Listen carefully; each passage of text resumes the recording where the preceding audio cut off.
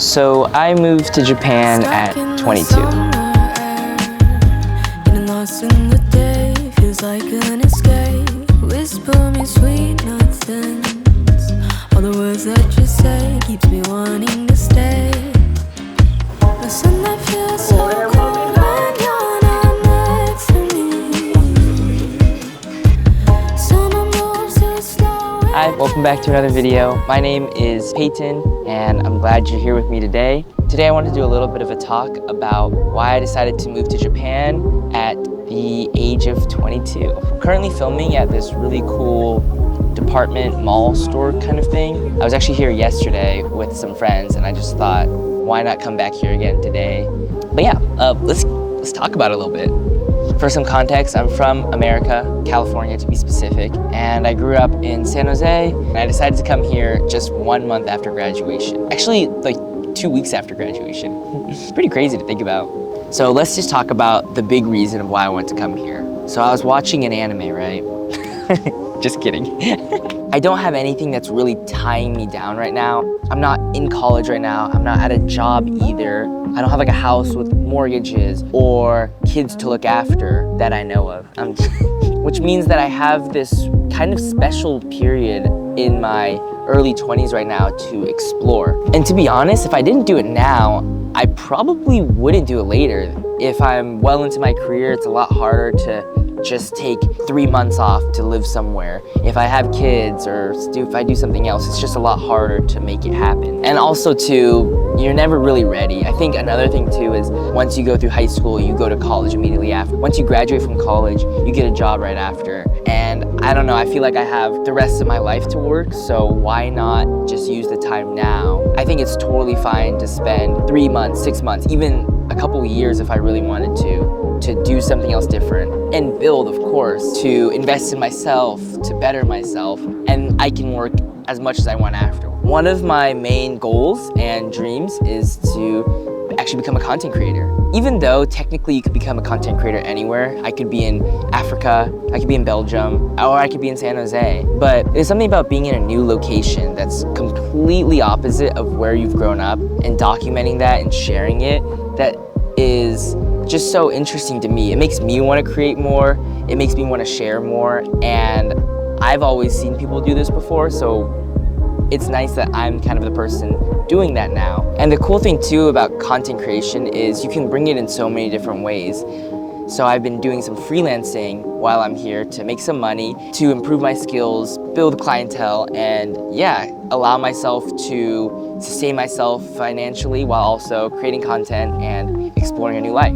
I do want to talk about what it's like living here because it's definitely not perfect at all. And it's not just Japan specifically. No place is perfect. Every place has its pros and cons. But yeah, I think if I'm just gonna touch on a few good and bad things that I noticed while living here in the first month, living in Japan is, I think the word is bureaucratic.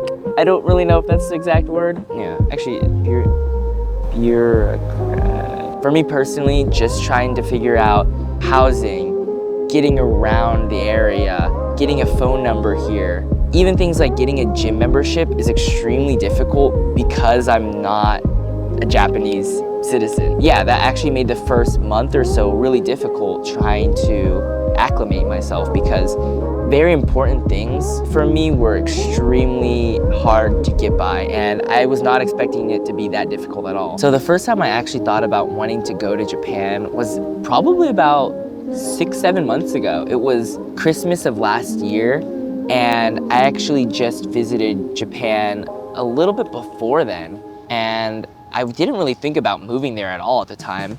But the thing is, I was watching a lot of different content creators, such as Tatsuki, Gaku, and a few other people. A few different content creators who I saw that were living abroad in Japan. Because the thing is, I've lived in California all my life. I've never even really thought about leaving the state. I thought I was just gonna be in California, to be honest. But then the more I thought about it, I thought, why not? Why not go somewhere else? I think the early signs that made me really seriously consider it was, can I make this a chapter in my life that I will be able to grow from and learn from and be able to enjoy and just become like a different person out of it. I think honestly, one of the major factors too is learning the language. I've always been really interested in learning languages growing up, thanks to my brother. I mean, my brother lived in Brazil for a really long time and picked up Portuguese, and then he picked up German. And so for me personally, while I did do a little bit of Spanish in high school, I never really got that great at a language.